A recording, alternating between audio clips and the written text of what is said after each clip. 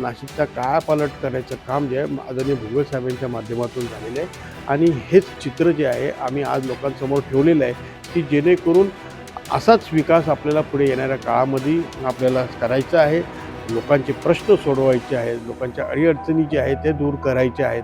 वाढतं शहर म्हटलं तर वाढत्या गरजासुद्धा आहेत, त्यासुद्धा लोकांच्या ज्या आहे पूर्ण करण्याची आवश्यकता आहे. खरं म्हणजे आता ही निवडणूक लागली नाही तर माझा जानेवारी महिन्यात ह्याच महिन्यात जे आहे पुन्हा एकदा काळा घोडाच्या धर्तीवर जसं काळा घोडा फेस्टिवल होतं त्या धर्तीवर जे आहे तसं फेस्टिवल नाशिकमध्ये करायचं मी ठरवलं होतं. परंतु निवडणुकीअभावी ते आपल्याला करता आलं नाही. परंतु नोव्हेंबर डिसेंबर किंवा या पुढच्या जानेवारीमध्ये निश्चितपणे नाशिक फेस्टिवल जे आहे ह्या वेगवेगळ्या पद्धतीने जे आहे आम्ही नाशिकला जे कलाग्राम आपण बांधलेलं आहे तिथे करायचं आमचा मान. नमस्कार. नाशिकमध्ये निवडणुकींच्या रणधुमाळीला सुरुवात असतानाच आता आज प्रचाराचा शेवटचा दिवस आहे. गेल्या काही दिवसापासून नाशिकमध्ये जो प्रचार सुरू आहे तसेच नाट्य जे निवडणुकीचं आगळं वेगळं बघायला मिळालं आणि नाशिक कुंभनगरी आहे आणि या नाशिकच्याच निवडणुकीमध्ये सर्वात मोठा चेहरा म्हटला तर भुजबळ साहेब आणि भुजबळ साहेबांचं काम म्हटलं तर संपूर्ण नाशिककडे विकासाकडे बघितलं जातं. या संदर्भात आपल्याशी बोलण्यासाठी राष्ट्रवादी अजितदादा गटाचे स्टार प्रचारक तसेच खासदार समीर भुजबळ हे आहे. आपण त्यांच्याशी चर्चा करणार आहोत. नमस्कार. नवराष्ट्रमध्ये आपलं स्वागत आहे. काय सांगाल एकंदरीत निवडणुकाच्या आता आज प्रचाराचा शेवटचा दिवस आहे आणि तुम्ही निवडणुकीमध्ये मोठ्या प्रमाणे शिवसेना असेल तुमच्यासोबत ताकद उभी केलेली आहे. काय सांगाल एकंदरीत? नाशिक महानगरपालिकेची निवडणूक ही 9 वर्षाने होत आहे. निश्चितपणे सर्व पक्षांचे कार्यकर्ते जे आहेत हे मोठ्या प्रमाणात इच्छुक होते. परंतु भारतीय जनता पक्षाबरोबर आमचं जाण्याचं ठरलं नंतर, परंतु त्यांची अडचण झाली. पण नंतरच्या काळामध्ये मग शिवसेना आणि राष्ट्रवादी अशी आमची युती झाली. कारण त्यांचे कार्यकर्ते, आमचे कार्यकर्ते अशा पद्धतीने आम्ही हे ज्या उमेदवारी जी आहे देण्याचं काम केलं. आणि एक तगडं आव्हान जे आहे भारतीय जनता पार्टीसमोर आम्ही आता ठेवलेलं आहे. अतिशय सक्षम असे आमचे उमेदवार आहेत, कार्यक्षम उमेदवार आहेत, लोकांमध्ये नेहमीच वावरणारे आहेत, त्यांच्या कामाची त्यांना आवड आहे आणि लोकांप्रती एक सद्भावना असणारे सर्व उमेदवार आम्ही दिलेले आहेत.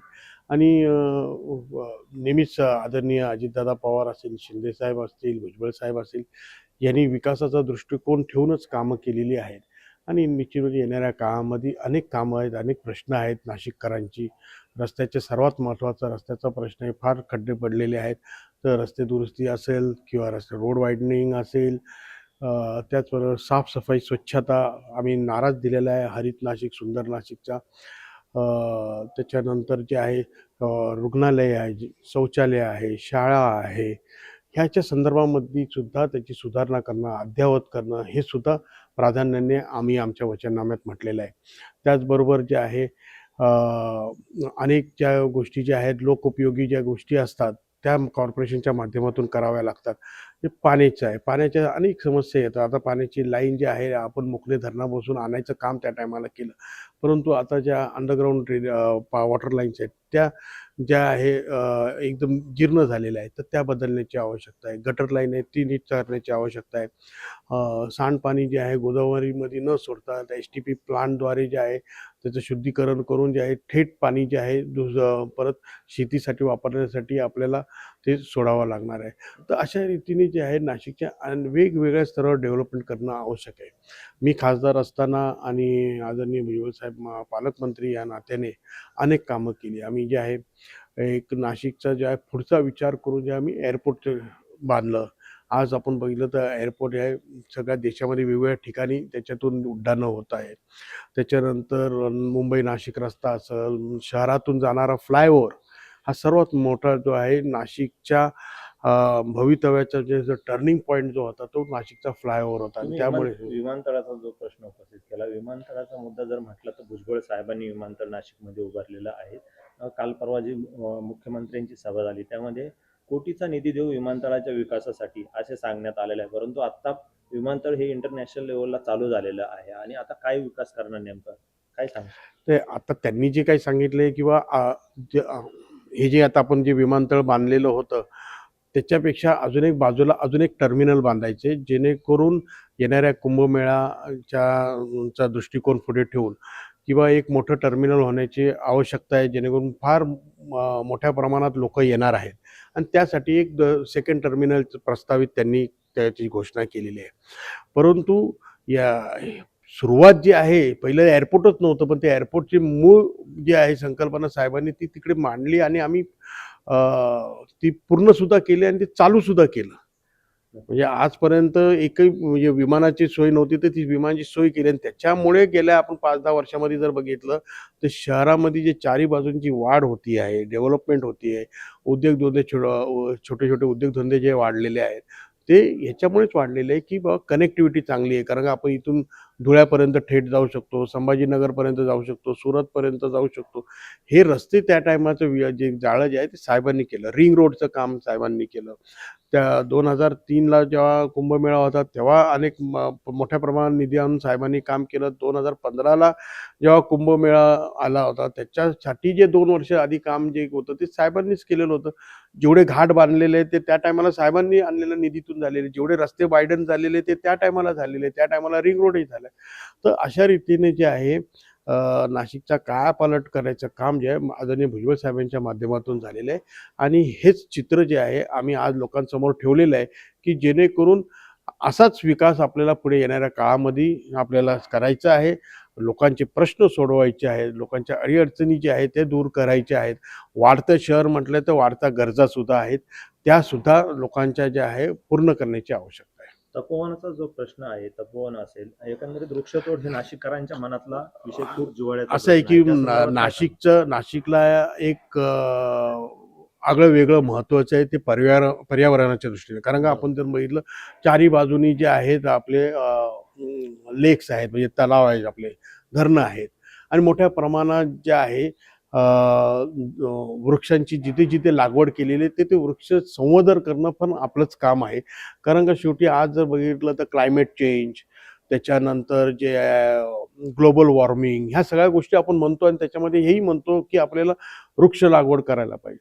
पण जेव्हा वृक्ष लागवडीचं आपण काम करत असतो, पण ते वृक्ष लावलेले जे आहेत त्याचं संवर्धन करणं पण महत्त्वाचं आहे आणि म्हणूनच डेव्हलपमेंट व्हायला पाहिजे, विकासाला नाही. आता मी जेव्हा खासदार असताना जेव्हा ह्या रस्त्याचं काम चालू होतं आणि या ब्रिजचं काम चालू होतं, तर रस्त्याच्या दोन्ही बाजूला फार मोठी झाडं होती. त्या झाडांचं आम्ही त्याचं जे आहे रिप्लांटेशन केलं आणि ज्या ठिकाणी केलं त्या ठिकाणी ती सगळी जगवली सुद्धा आम्ही ती झाडं. आम्ही 2-3 वर्ष सतत त्यांना पाणी वगैरे देऊन ती जगवली. आता ती मोठी झाली आहे, आता ते स्वतंत्रपणे ते जगून राहिले. परंतु तीच भूमिका इथे सुद्धा घ्यायला पाहिजे. खरं म्हणजे तपोवनातला भाग हा 50 एकरवर ही झाडं वृक्ष आहेत. त्याच्या बाजूला 200 250 एकरचा हा परिसर आहे.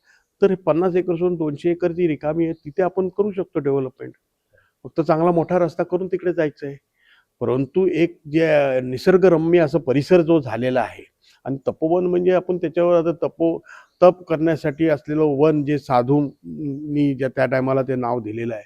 तर अशा ठिकाण जे आहे तर तिथे उद्ध्वस्त होऊ नये अशी नाशिककरांची इच्छा आहे आणि पर्यावरणप्रेमी या नात्याने सर्वांनाच असं वाटतं की वृक्ष जगवण्यासाठी पण खूप त्रास होतो आणि एकदा जगल्यानंतर वाढल्यानंतर ते पुन्हा कापायचं हे काय उचित नाहीये, अशी लोकांची सगळ्यांची सर्वसामान्य जनतेची भावना आहे आणि म्हणूनच ह्याच्याबद्दलचा विचार जे आहे शासनाने करायला हवा. अनेक कुंभमेळे तुम्ही बघितलेले आहे.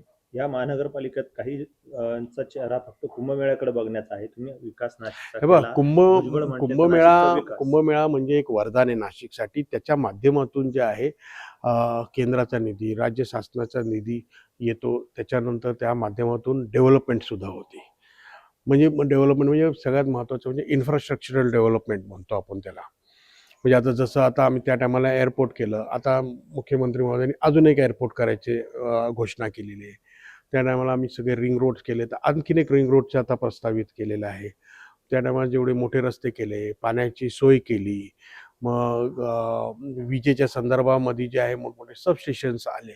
तर हे सगळे इन्फ्रास्ट्रक्चर जेव्हा डेव्हलपमेंट होती तेव्हाच कुठेतरी उद्योगधंदे येतात, पर्यटक येतात, पर्यटनासाठी व्यवस्था. आपण त्या टायमाला बोट क्लब केलं, कलाग्राम केलं, ग्रेप रिसॉर्ट बांधला. त्याच्यानंतर आपण सप्तशृंगी गडावर आपण फेनिक्युलर ट्रॉली बांधली, ती एकमेव आहे ह्या देशामध्ये. तर अशी अनेक विकासाच्या दृष्टिकोनातून कामं त्या कुंभमेळ्याच्या निमित्ताने आपल्या निधी जो येतो त्याच्यातून आपल्याला करता येते आणि त्याच्यातून जे आहे नाशिकला जे आहे एक वेगळं वैभव जे आहे ते प्राप्त होतं. नाशिक फेस्टिवल बाबत काय सांगाल? नाशिक फेस्टिवल ही संकल्पना मी खासदार असताना त्या टायमा मांडली होती आणि 3-4 वर्ष आम्ही ती सतत ती जी आहे ती चालू ठेवली होती. परंतु नंतरच्या काळामध्ये जे आहे सत्तांतर झालं आणि त्यामुळे त्याच्यानंतर ते फेस्टिवल जे आहे बंद झालं. परंतु निश्चितपणे आता कलाग्राम हे पूर्ण झालेलं आहे.